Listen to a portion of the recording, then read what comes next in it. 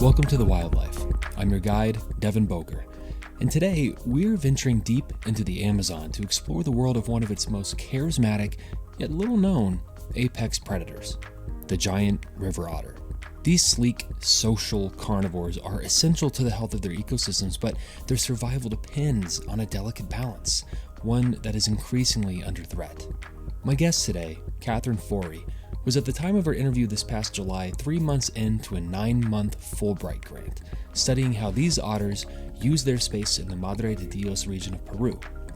She was preparing to soon begin a new project looking at how declining fish populations affect their food-sharing behavior. Catherine's journey has taken her from studying orangutans to lemurs, protected areas of Kenya, and today she's here to share her insights into what these incredible otters reveal about the Amazon's future. Let's dive in.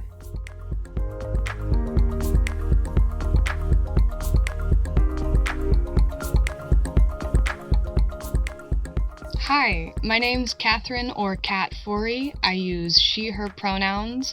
I'm currently in Manu National Park in the Madre de Dios region of Peru, and I'm working on my Fulbright grant. I have to say, when I saw your information kind of coming through, I was like, okay, immediately have to have a conversation. I was like, giant river otters, Peru, like these are like so many boxes checked. I was like, we've got to make this happen. We've got to talk. So I'm really excited right now to learn more about what you're doing and kind of what led you there. And I guess that's actually probably a good spot to start is journey. Like what got you to where you are at this moment? Yeah, so I guess it started when I got back from my semester in Kenya. I knew I needed a letter of recommendation from this professor that I hadn't taken a class with yet, but I was going to be in his little 1 month field primatology class. So I sent him an email that was like, "Hello, you don't know me at all, but I really am going to need a letter of recommendation from you in a month. What will it take?" And he's like, "Well, let's just get to know each other this month." Um, Turns out he was also from Texas, close to my hometown. And so I spent the next year and a half pretty much continuously taking his classes and getting to know him. And he's a primatologist, but he helped me figure out that I was really interested in social animal behavior. He set me up studying some lemurs in Mayaca, Florida, as well as looking at orangutan social webs. And so when it got nearer to trying to figure out what was I going to do after graduation, he suggested that I look into a Fulbright grant. And I'd never heard of it. I just honestly wanted to do something outside the country, something interesting with research. And from there, I got in touch with my queen. Her name is also Cat, so we like to send our emails back and forth, but just Cat. Anyways, Kathleen Robinson, she started me on the essentially 2-year process for applying to this grant. And it started out, I needed to find where I was going to go and kind of what institution. And honestly, I think the reason that I got this grant is because instead of deciding on a place and my needs and trying to just slam them together, I said, okay, I need to go somewhere with intermediate Spanish.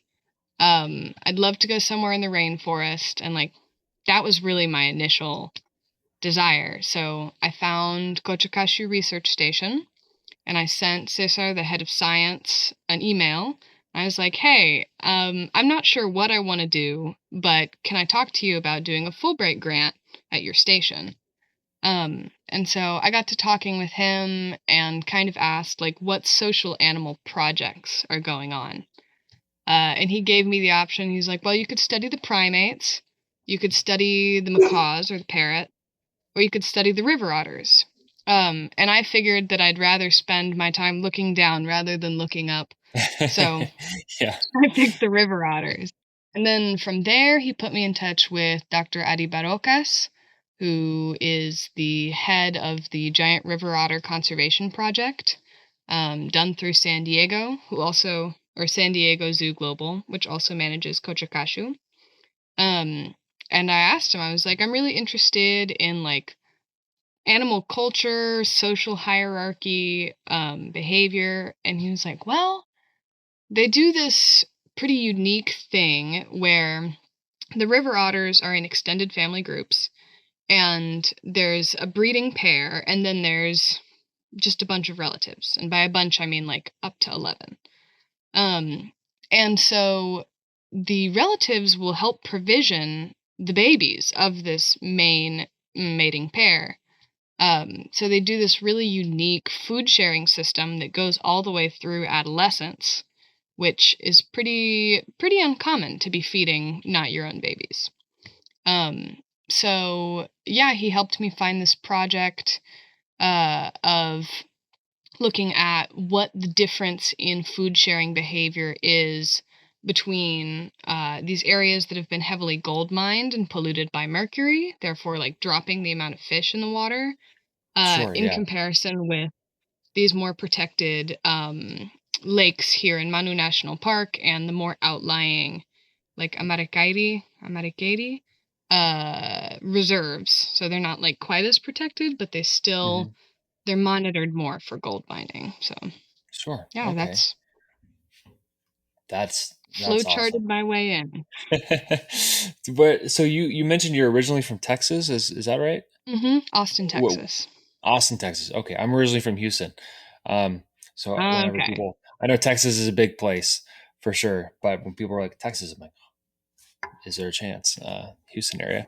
Austin is extraordinary. It's a really interesting place. I love the bats. That's probably my favorite. hmm Is going up and just watching the bats. Really cool experience. Yeah, so lovely. I led a couple canoe trips out underneath the Bat Bridge for people who'd like never Hmm. been canoeing, and I was like, okay, get in a canoe and we're gonna go sit underneath some bats, and it was really cool. Yeah. So for those listening who aren't entirely familiar with what exactly a Fulbright grant is and how it operates and kind of what all that involves, could you explain that?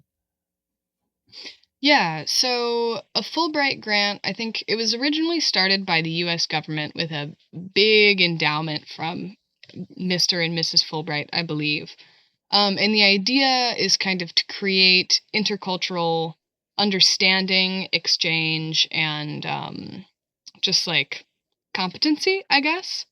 And Hmm. so it's both like a soft diplomacy thing that the US does, as well as um, just like this pretty expansive opportunity for people to go to different countries. And it's more well known in other countries as sending people to the United States. So whenever I've been down in Peru, I tell people I'm doing this Fulbright grant. And they're like, but why are you in Peru? I'm like, no, no, no, no. This is the other way around. Yeah. Um, yeah. And then there's two kind of major sections. There's the English teaching and study, or yeah, just English teaching awards. So they'll assign people and they'll put them in, and they'll do their 9 month term there. And then there's research study awards, and I've got a research study award. Um, and you affiliate with an institution. Usually it's a university, but I'm with San Diego, Peru. Hmm. Um, and then you have the option you can either kind of like get your master's degree or take some master's classes, or you can conduct some research.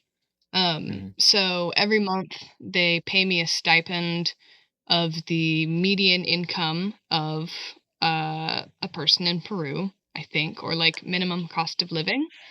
Sure. Um, and I send in my monthly reports and I adhere to the 10 pages of guidelines, which thankfully isn't too hard when you're out in the middle of nowhere.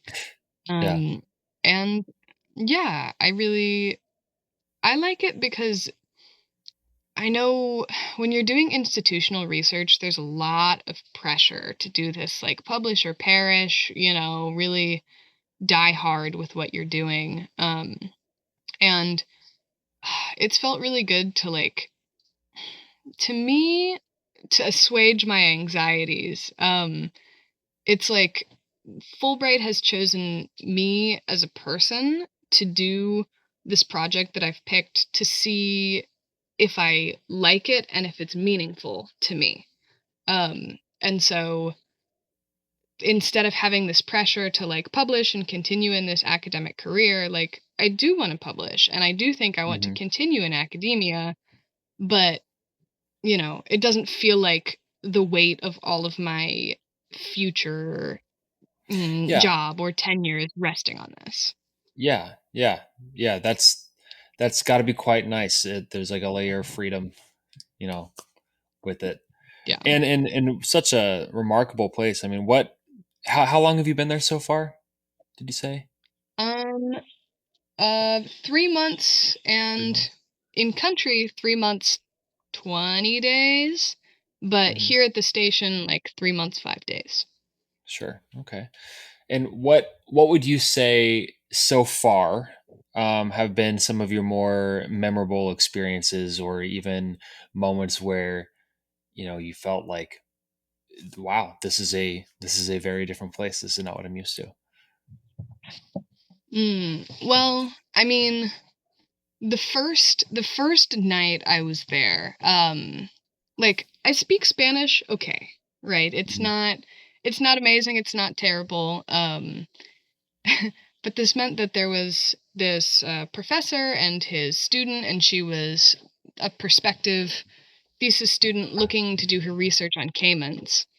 And I kind of heard them talking, and what I interpreted was, we're going to go walk around the lake and look for caiman nests at night. And I was like, oh, hell yeah. Like, I'd love to go look for some caiman nests. Like, that sounds really cool.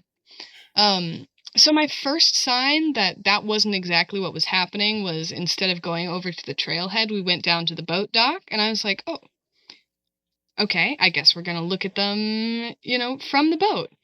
So we get in the boat and we start paddling, and neither of them can steer. I'm like pretty experienced in a canoe, but I was in the middle. So I was trying to steer the canoe from the middle. Mm, And they're like, okay, we're doing this eye shine trick for caimans. Their eyes reflect red if you hold the lamp up to your eyes, kind of like spiders. Um, so we spot ourselves a caiman, and they're like, okay, we'll paddle towards them. And I was like, okay. So we paddle towards them, and they're like, closer, closer, closer. And I was like, okay. And then the professor leans halfway out of the canoe and grabs this caiman. And I was like, what? Um, So, I mean, granted, it's a caiman only like this big, like maybe yeah. 2 feet long, but Yeah, they're not still, I had huge. no idea. Yeah, I was not expecting it to be a caiman grabbing night. I really was not prepared. No. Um, Was it just to see the caiman, or was it? no, they were Yeah. looking. They're looking at the length. They're looking at its like snout to top of the head Hmm. length, as well as looking for fingers and toes missing, so they can do later identifications. Because turns out the piranhas in this lake will bite off fingers and toes. Really? Feel like, yeah, I've come full circle, because at first it was like, oh no, piranhas will eat you if you go in the water. And then it was like, no, piranhas are only scavengers. They eat dead things. And I get Hmm. here and they're like, don't stop moving in the water or the piranha will take a chunk out of you. It's like, oh. Well, Mm. yeah, yeah, grabbing a caiman out of the water that would definitely be kind of a shock for sure. Something else I learned in Kenya was that, like, yeah, carnivores are dangerous, but also, like, don't fuck with herbivores. Like, just Yeah. if if you're gonna get murdered, it's gonna be by an herbivore, because they're like, "Oh, you're gonna kill my family? I am but one of many. I will sacrifice myself." Whereas the carnivores are, a little bit more willing to let you run away. Yeah, yeah. Oh my gosh, I try because I'm in Minnesota, and I try.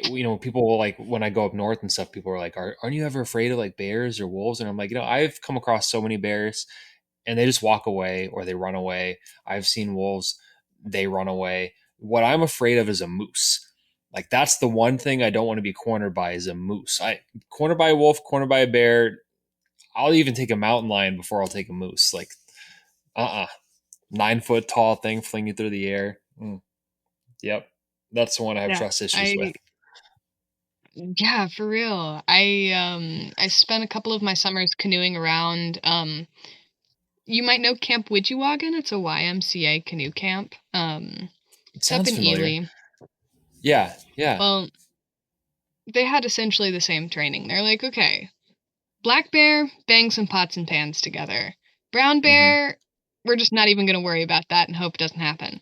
But the moose, you stay away from those mooses. Like, just Yeah, steer clear if you see them. Don't make eye contact. Paddle the other direction. Back up slowly. Like, most of the education was the anti moose education. yeah, yeah. Not to get too off topic, but I remember also when I learned that they can swim like something like 20 feet below the surface to graze on aquatic plants and things.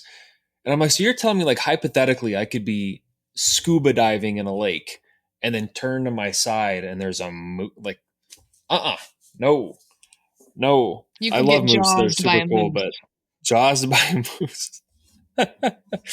Yeah, for sure. Uh, so yeah, I guess kind of on a similar note, I mean, we have otters here.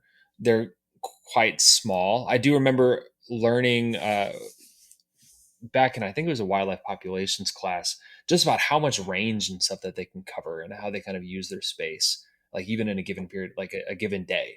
I was like kind of flabbergasted because it just seemed so much more than what I expected.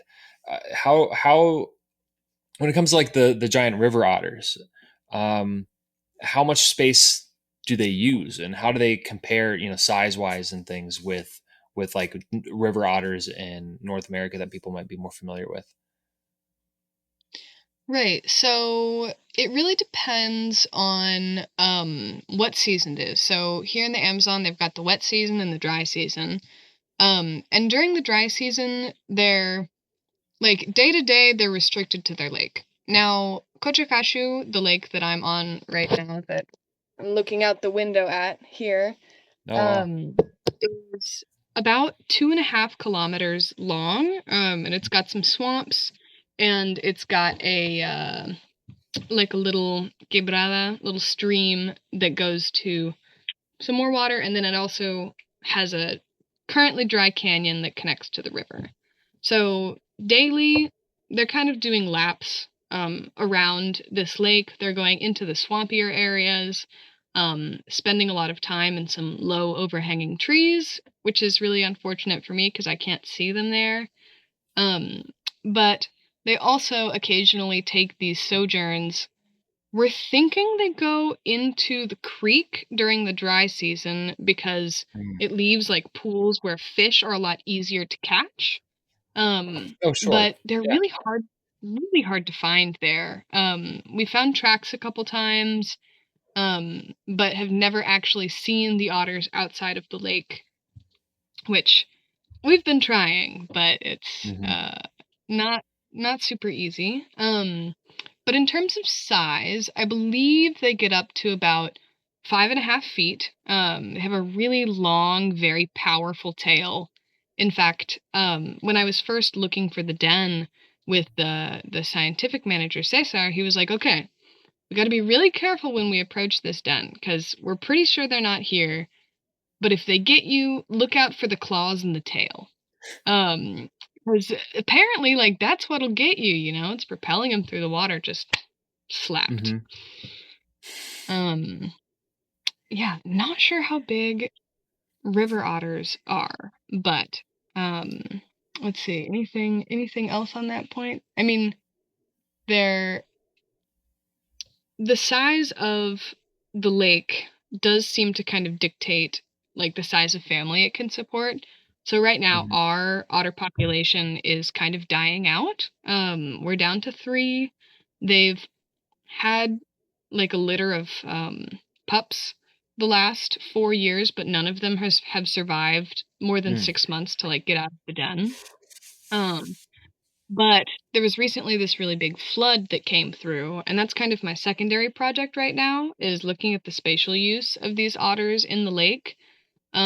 Taking regular water quality data and just trying to like determine, if they're catching more fish, if there's a chance that this environment's going to become more hospitable for them, or, if their numbers are just going to continue to dwindle and we'll lose this population here.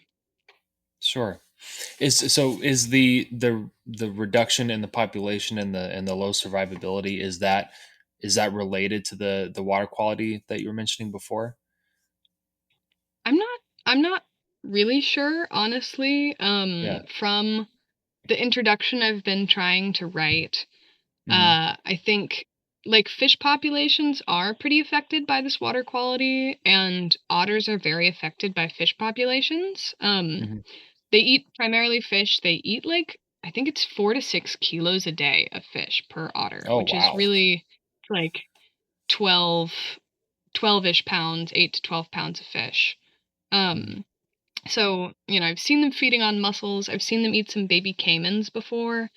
But they are really reliant on, I can't remember what exactly the name of these two fish families are, but they're these fish that really are reliant on these kind of uh, messes of branch in the water, and they'll Hmm. kind of hide up in there. And there's there's one paper that talks about seasonal flooding on isolated lakes, but it is in Singapore. But it's the closest tropical Mm. thing I could find. And that said that it mainly affects longer lived, larger fish, which are kind of like the star prey items for the otters. But yeah, not not entirely sure, which is, I guess, why we're doing this research to find out if this water quality has, if it's changed significantly, because we have some Hmm. before data. And if so, like, has the frequency of fish being caught been changed? Are they spending more time in areas where, like, the chlorophyll is higher or the dissolved oxygen is higher? Yeah, yeah. No, that totally makes sense. Yeah. What what have you like so far, um, in these last 3 months and things? What have you learned about the otters? Well, let's see. They Firstly, it's been really gratifying to have them start to become habituated to me. So I'm in this like dugout canoe, paddling around, following them in the lake. And they kind of start off by doing this periscoping behavior where they lift their neck and shoulders up out of the water, which, you'd think, oh, a neck, that's not very far. But their neck is like a third of their body. So they like lift themselves out of the water and they make these like snorting guttural noise at you, which means, move, you're in my space. Hmm. So it's been really wonderful to go from them like periscoping, which is what that behavior is called, and snorting at me, to now, so long as I'm not wearing my bright pink rain jacket, they hate the pink rain jacket. Um, yeah, the only female in the group, Polly, she'll come right up to my canoe, just like half a meter away and like stick her head out of the water and look at me, and look at my canoe, and then go about her business. Kind of like it feels like she's greeting me. I don't Hmm. know if that's exactly what it is, if I'm putting my Morgan Cannon animal hat on, Sure. but yeah, that's been great. And then I mean, I've learned that they do use a lot of shallow water for catching their prey, which there's conflicting literature on it. Some groups say that otters won't spend time in places that are shallower than like half a meter. Hmm. But that also might be referring to like if the whole body of water is shallower than half a meter. Um, but yeah, they'll do a lot of fishing in the shallows of the lake, and then I think it ends up like they catch a whole bunch of small fish at the beginning of the day. Just seems like whatever they can get. And then they move on to these like much higher energy fishing tactics where they go out into the middle of the lake, which is like maybe 3 meters.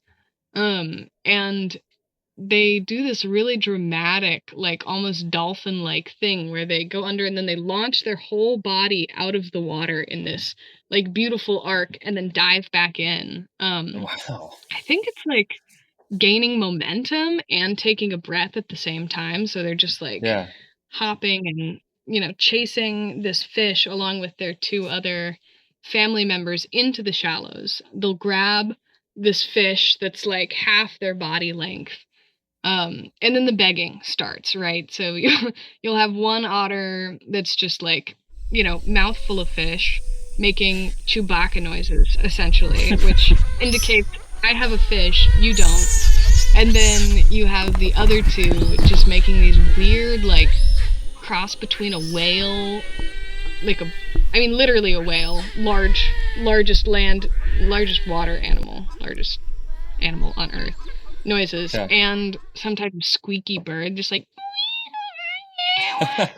um, just like begging for this fish. They'll like, do the kind of uh playful dog asking to play stance, with their Yeah. back legs up and their front legs down, and they'll look. Yeah. And then they'll like scuttle around to the back and they'll make even more insistent noises. And then I don't know exactly what will motivate them to finally take the steal, but sometimes they'll like dip back underwater and then they'll launch themselves into the air, grab the fish away from the one that caught it, and then just like run off. And you can hear them screaming like all the way across the lake. Just these angry, angry, weird noises that they sound like they belong underwater, honestly. And so, I mean, we already talked kind of about, the fish populations and how they might be affecting them and stuff. And I forgot to even bring up, I mean, you did say, so at the end of this month, that's kind of your next project, right? Is looking at how the depleted fish, exactly how that might be interacting with or impacting the otters. I finish out this month and then I am going to come back and do kind of one last month of data collection here. But this group, the Giant River Otter Conservation Project, does a yearly census. And so they're essentially taking like little snippets of behavior and spatial usage, kind of like what I'm doing here, but on a more, I don't know exactly the scientific words for this, but they're taking a lot of different groups, whereas I'm taking like the longer time sample. Sure. And Okay. they're taking water quality. They're doing kind of a fish census, a caiman census. I think they even are looking at kind of fishing birds in the lakes that we go to, because that's also a good indicator of how much energy is passing through these trophic systems. Because I believe caimans take up like, I think it was 300 kilojoules maybe of Hmm. energy, and then your average bird, which is the only calculation that exists really for bird energy usage that's closest, would take up I think about 1600 kilojoules per day, and then the giant otters take like 2300 per otter per day. So Wow. like they really have this massive intake of energy, and it's reflected in like the local fishermen don't really like giant otters because they're like, oh, they fish the Hmm. whole lake. um but yeah, I'm really excited to go see a whole bunch of different families of otters. And yeah, like, I mean, maybe I'm not supposed to wonder this as strictly an animal scientist, but I've also got my degree in psychology. So the question is like, is it similar to humans in that a lack of food typically creates more sharing? Or, is it the reverse? Is it that they're going to be sharing less because there's less to eat? Mm. And like, what implications does that have for us as our world becomes more Yeah. polluted and these resources become, Yeah. reduced? But Hmm. yeah, it'll be interesting to see, particularly because Yeah, it's these. No other groups of otters do this extended family care thing. It's pretty unique to these giant ones here. So I'm not entirely sure like what effect it would have on other populations of otters. I do know the only other otter food sharing study that's been done is in Asian small clawed otters, and it Hmm. found that, let's see, it was like the adults shared a lot with the juveniles, but that wasn't affected by abundance of food, Hmm. um, which is not. I mean, I would think that food abundance would have something to do with it, but granted, I think this is also like these otters are regularly getting provision, so it's not like a Yeah, long-term lack of yeah, food that is being reflected. It's just like in that daily food drop yeah, yeah, that they have left to share. yeah. I mean, that is really interesting, though. I mean, like, see, now you got me going, thinking about the different broader implications and things. But I do always love looking at different examples of social behavior in animals and like some of those elements. Like, what is the more significant drive? Is there a really strong drive of like self-preservation even in these social groups, or is the drive to maintain and protect the whole stronger? And then Right. how do you see that manifest in different ways? It's really interesting. There's two major theories on why sharing happens, and one of them Hmm. is essentially like conflict avoidance. When someone is begging at you aggressively, trying to avoid giving it to them is a pretty decent energy expenditure. And then there's also the theory, oh, I can't remember. I was reading about it this morning. But it's like inclusive fitness, I think it is. So it's like if Sure. they're even proximately in your gene pool, it's better to give them this food, and also to assume that you will then get some food in return or some other benefits.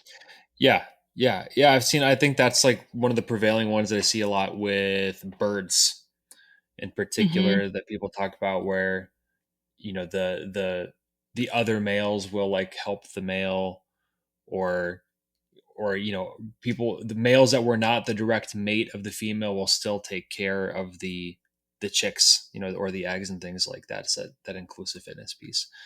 um, yeah, either way, it's like a super fascinating topic, and I'd have to assume that there's across, even within, like organisms across different species and stuff, there's probably all kinds of different drivers uh, at play. But and the Yeah. the psychology piece I was curious about, because you have animal studies and psychology.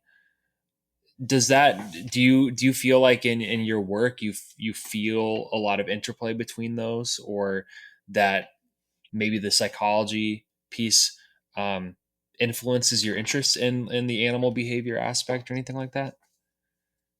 Yeah, absolutely. And it's kind of honestly, it's a little bit of a sticky subject because so I got my degree psychology and animal studies. And Hmm. animal studies in particular is more of an anthrozoology degree looking at the intersection between human and non-human animals rather than strictly zoology.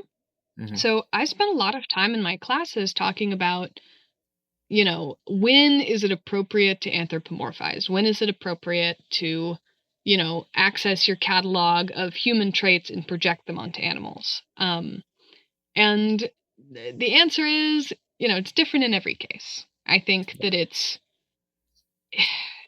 it seems foolish to never look at human behavior in reference to animals. Like, particularly with social creatures, but at the same time, if you overgeneralize, like there's the classic example of the chimpanzee baring their teeth is like the sign of aggression, whereas we look at it and we're like, oh, they're smiling.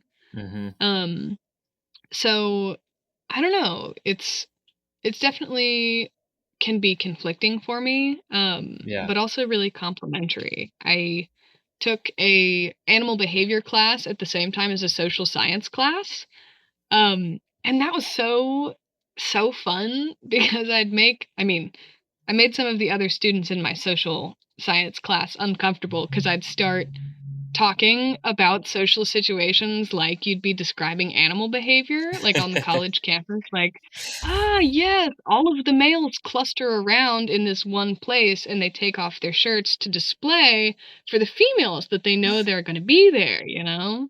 And everyone in the class is like, uh, uh.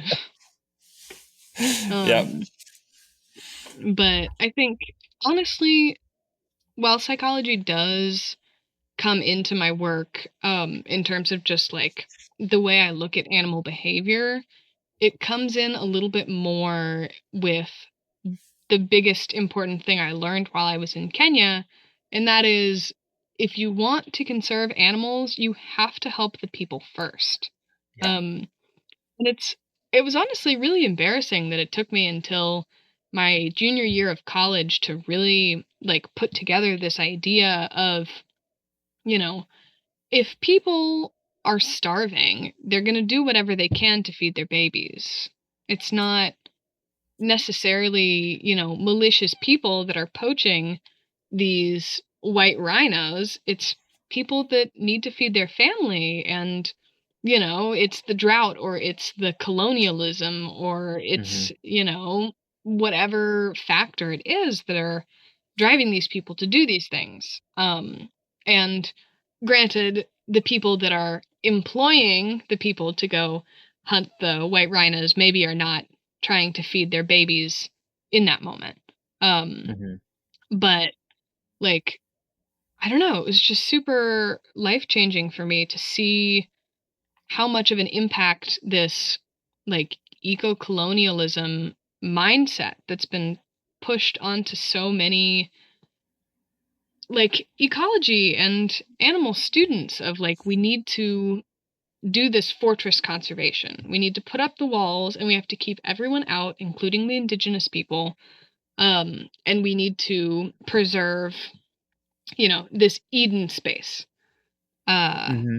and yeah, to have that disrupted and to go talk to these people that were um, doing these really destructive farming practices in Kenya. And, they're just normal, hungry people, honestly. Like, they don't have the luxury of thinking, oh, in 2 seasons of planting bell peppers here, this land is going to be totally destroyed and nothing can grow on it. It's like, no, no, I'm starving. Nothing, like, my body can't grow, you Yeah. know?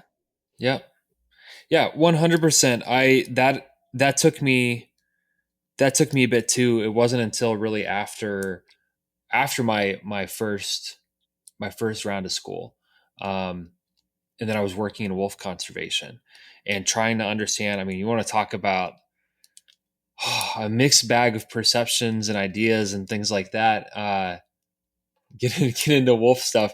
But then, in talking with, like landowners and stuff, and they're like, uh, well, they come after my cows. And so I want them hunted. I want them killed. I don't want them in my area. And it's like, well, yeah, I mean, until that situation is taken care of, you know, it's going to be hard to address anything else. And so we did all kinds of stuff with like different prevention methods and conflict management and stuff. It reminds me, there's this quote, speaking of Minnesota, Paul Wellstone, a famous quote of his was like, when we all do better, we all do better. And extending that to the animal world as well, really, really does ring true. Because like what you Yeah. said, humans, whether we like to think about it or not, I mean, we are animals as well, and we're kind of beholden to those same instincts of survival and preservation and protecting our own and that kind of thing. And if an animal, whether it's endangered or not, whether it serves an ecological role or not, is getting in the way of like my well-being, my children's well-being, um, there's going to be some rise of conflict and stuff. I'm not going to be able to think about the importance of preservation if I'm thinking about my own preservation. Uh, and yeah, that comes into play so much. I mean, just the rhetoric around a lot of conservation efforts.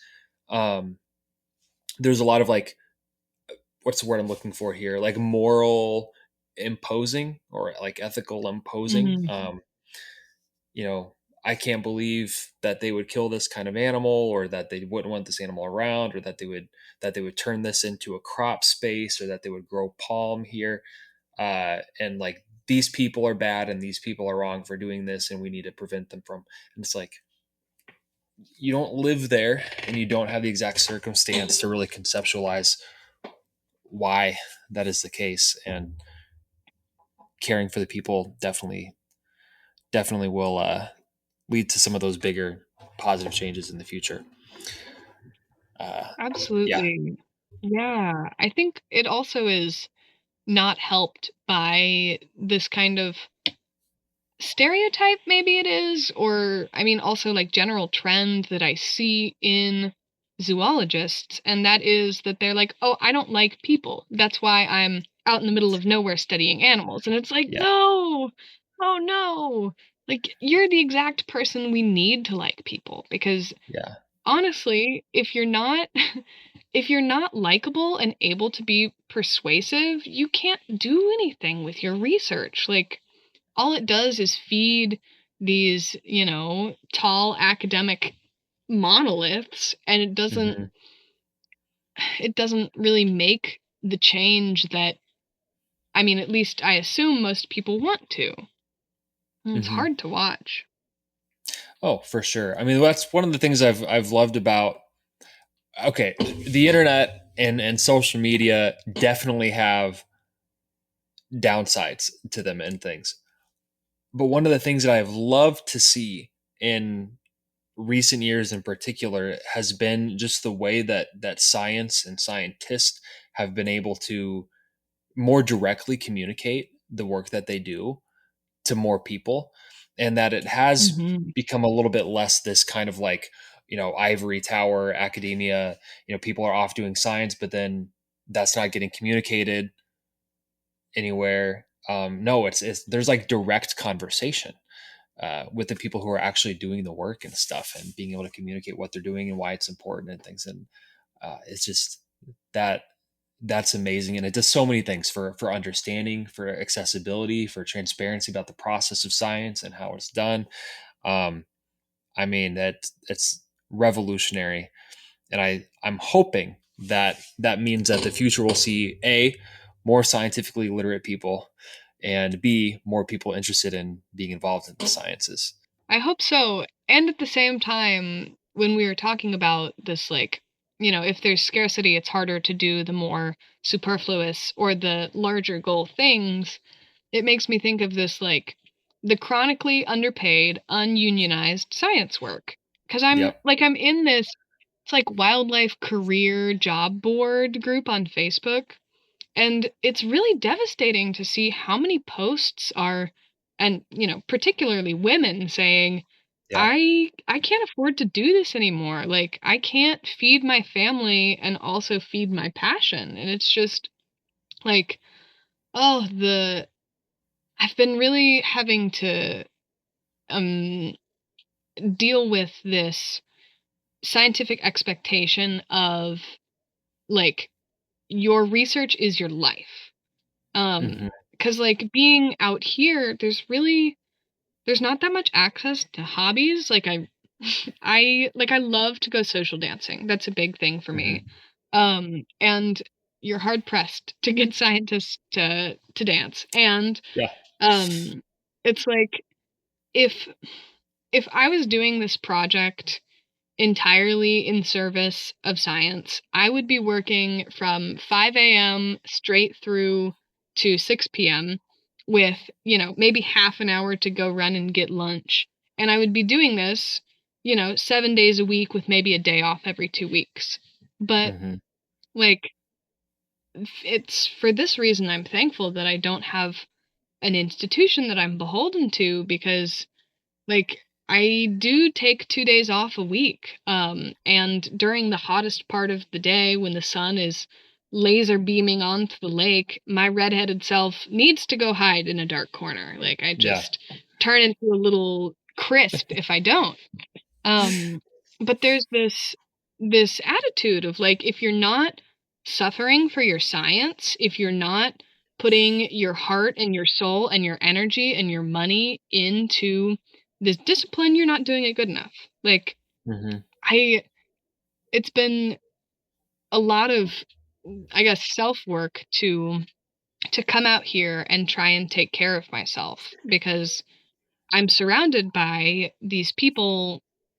Like, to get to Kochakashu, typically you got to be like really hardcore because it's a hardcore place. It takes like 3 days to access from the nearest big city. And so, comparing myself to these people who are just die hard all day every day, it makes me feel really inadequate to want to take care of my body and my mental health and my social relationships.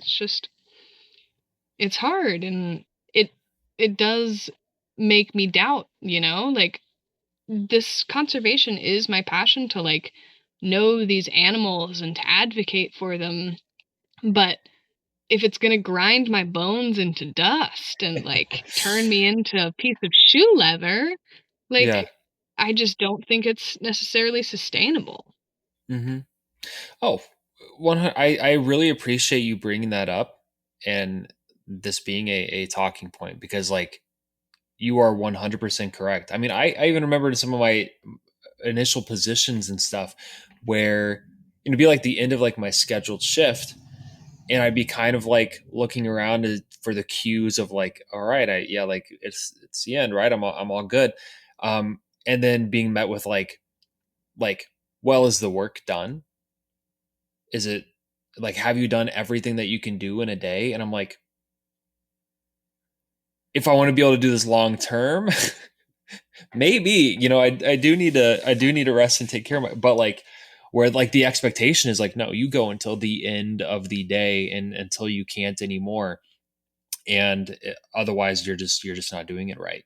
And that is something that I hope that this kind of new wave of transparency and seeing the face of the scientist and not just the science allows for is maybe some better pay and some better conditions. And I mean, gosh, how many people immediately after graduation have to take a position where the only compensation is housing at a Oh research my site, god, yeah. and that's it.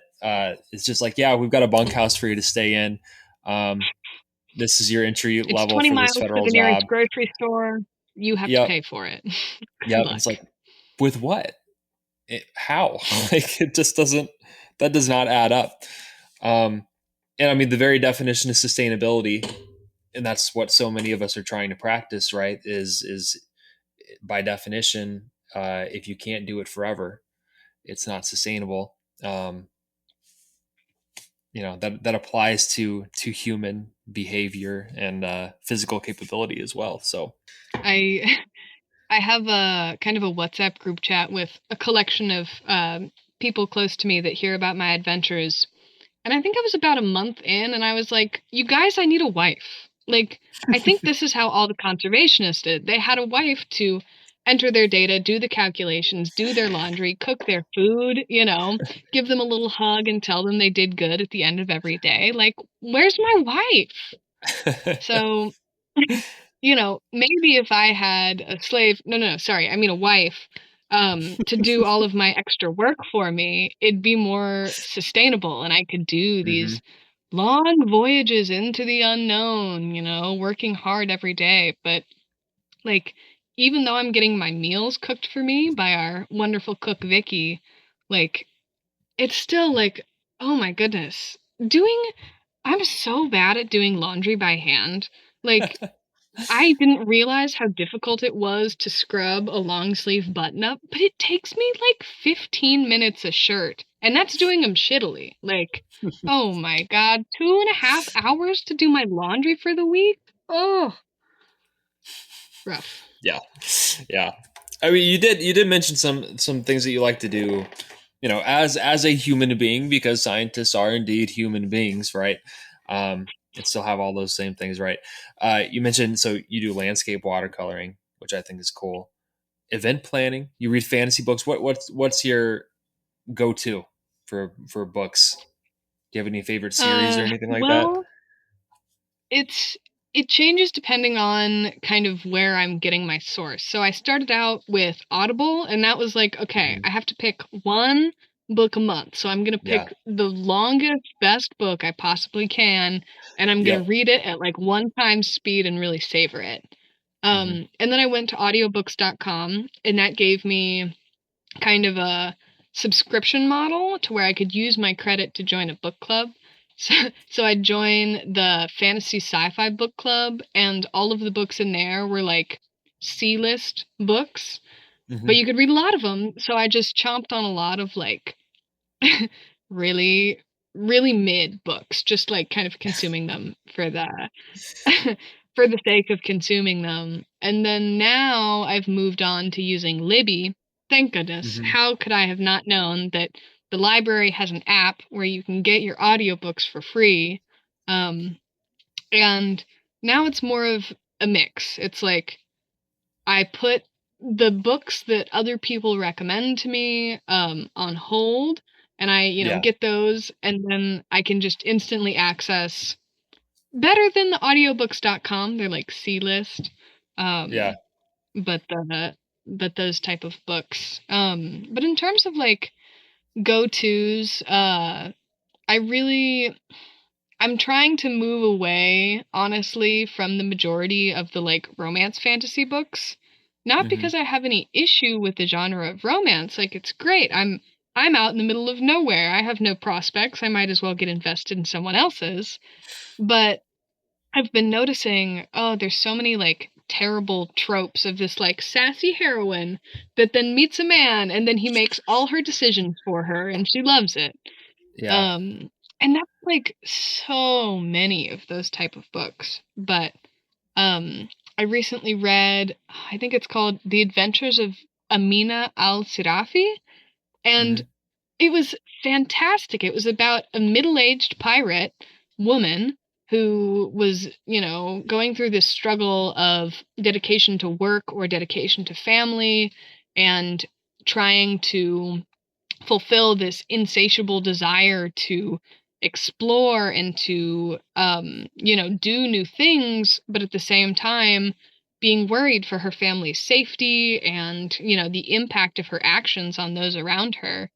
And it had a little tiny bit of romance, like her ex-husband appears, but it was so wonderfully character driven by a character archetype you really don't often see. Not Yeah. only is it a Yeah. female pirate, but it's also a middle-aged mom. Hmm. Oh, Yeah. stunning book. I'll have to look into that one. Yeah, I've been reading a lot lately, more than usual. I had like a dry spell of not reading a whole lot for a few years, and now I'm on like my 14th book of the year, which is a lot for me. Nice. I'm reading a few at once, and I always have like a range, and some that are like fantasy, and then science books and stuff. And I totally know what you mean. I've because like I've read the Akatar books, the Court of Uh-huh. Thorns and Roses, and that trope, and like even like getting to the end of them, I'm like, I still don't like any of these characters. I want to finish. I Right? want to finish the story, but I still don't like any of you.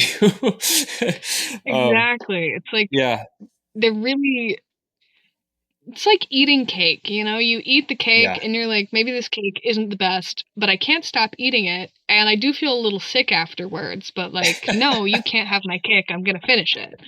yep, yep, exactly. Yeah, definitely.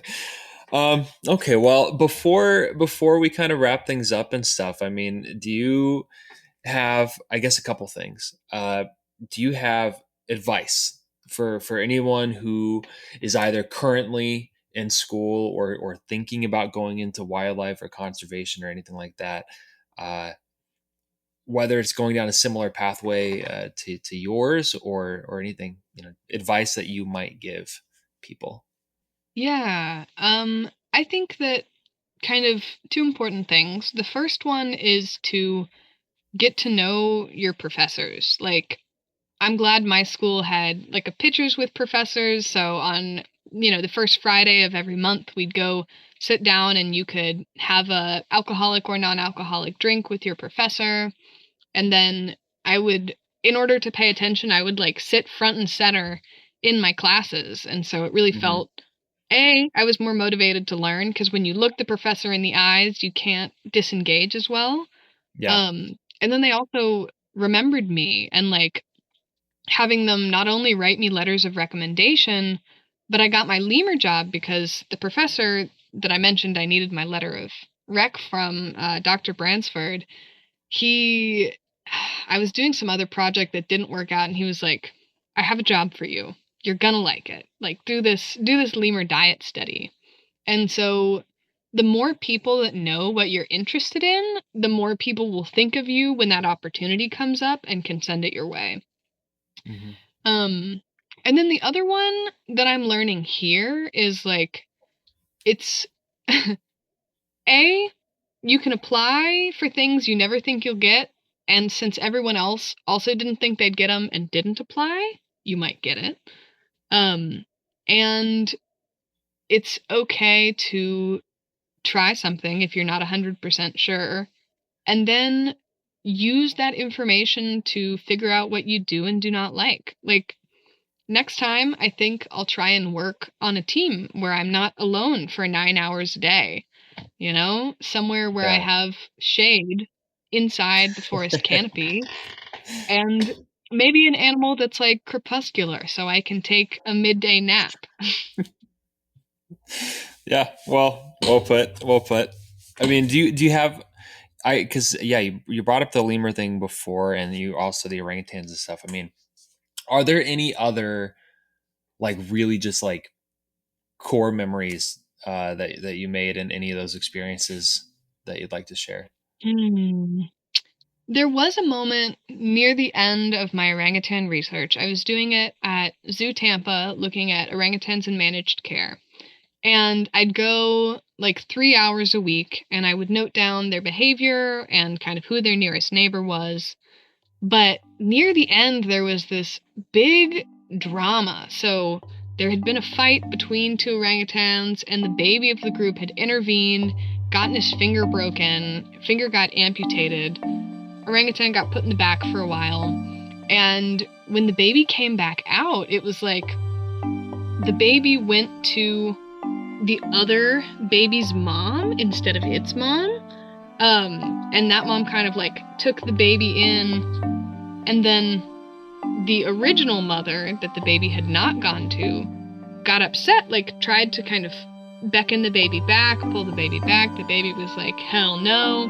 And then the mom went and she got dirt, and she started throwing the dirt at her baby and the other mother. And it was like such a scandal, and I was so engrossed.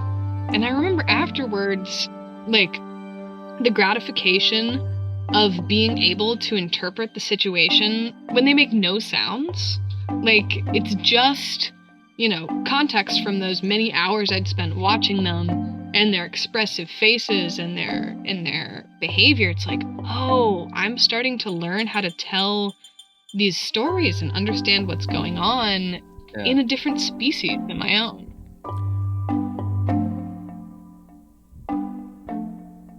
Thanks again, Catherine, for joining us today. Your work is a perfect example of how conservation is more than just about animals. It's about ecosystems, it's human relationships, the importance of diverse perspectives and cultural exchange, and the intricate connections that sustain life.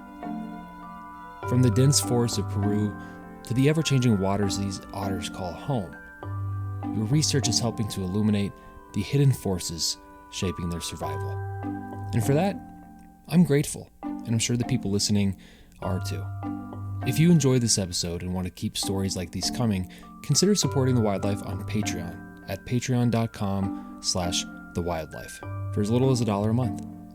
And wherever you're listening, don't forget to subscribe, leave a rating or a review, or just share this episode with a fellow nature lover. Until next time, stay curious, stay inspired, and keep exploring. And thank you for spending some of your time with me today. It means the world. Peace out, rainbow trouts.